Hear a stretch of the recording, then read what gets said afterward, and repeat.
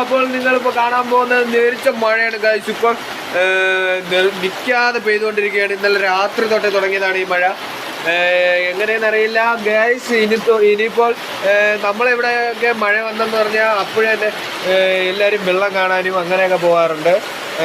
സംഭവം തോട്ടിൽ വെള്ളം കയറും, പാലം മുങ്ങും, അതൊക്കെ കാണാൻ വേണ്ടി എല്ലാവരും പോകാറുണ്ട്. പിന്നെ കുറച്ച് ചങ്ങാടവും അങ്ങനെയൊക്കെ ഉണ്ടാക്കി എല്ലാവരും നീന്താനും അങ്ങനെയൊക്കെ പോകാറുണ്ട് ഗൈസ്.